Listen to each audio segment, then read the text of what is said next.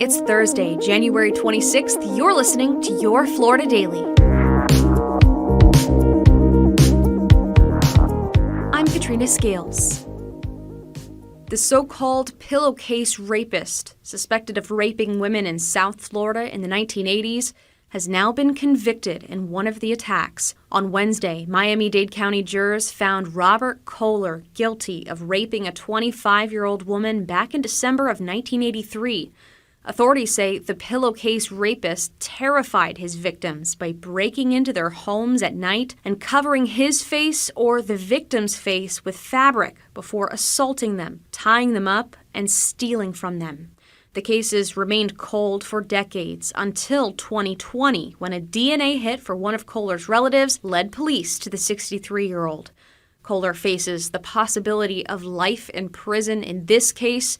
He's also charged in 6 other attacks in Broward County. A mother is suing Central Florida's largest school district, accusing them of banning her from volunteering. 31-year-old Victoria Treese says a principal in Orange County told her she was no longer allowed to be around children at her son's school. According to Treese's attorneys, another parent discovered Treese's OnlyFans account, an adult-only website, and reported it to the district and the media. I was a little bit in shock, honestly. You're already in this situation that's not fair to begin with, and then there you go, there's emails of your images being sent out. Treese says for years she was an active volunteer, but since 2021, she hasn't been able to take part in any of her son's school functions, including orchestra and math competitions.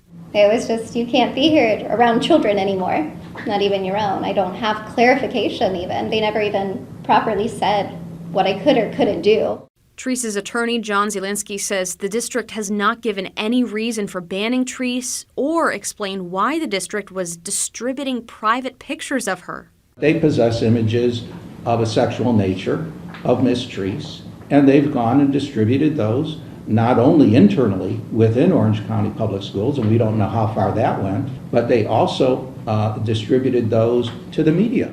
Orange County Public Schools says it's not commenting on the lawsuit. And the next astronaut mission to lift off from Florida is just a month away, and NASA and SpaceX are announcing it's going to be a late-night launch. The Crew 6 mission is set to lift off at 2:07 a.m. on February 26th from Kennedy Space Center. At a news conference yesterday, we heard from the members of Crew 6, including veteran Space Shuttle astronaut Steve Bowen, who actually helped build the International Space Station. As a contractor, when you build a house, it's really cool. You get to see how things come together, but most of the time you never get to live there. Well, I get to go live in the house I helped build, and that's going to be really exciting for me. NASA astronaut Warren Hoberg says he's bringing a special item with him on his first trip to space. Unfortunately, over the summer, I lost my father, and so I'm just bringing a photo of him that means a lot to me, and I wish he could come along with me, but at least I will be bringing him along with me. So.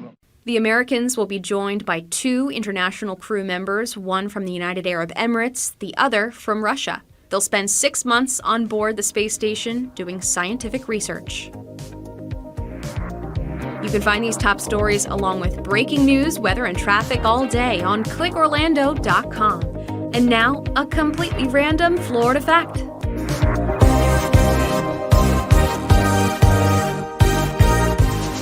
Apopka, a city in Orange County, comes from the Seminole word Ahapopka, which means potato eating place. Refugees from Alabama and Georgia formed the new Seminole Indian tribe there. They called the area Ahapopka, Aha meaning potato and Popka meaning eating place.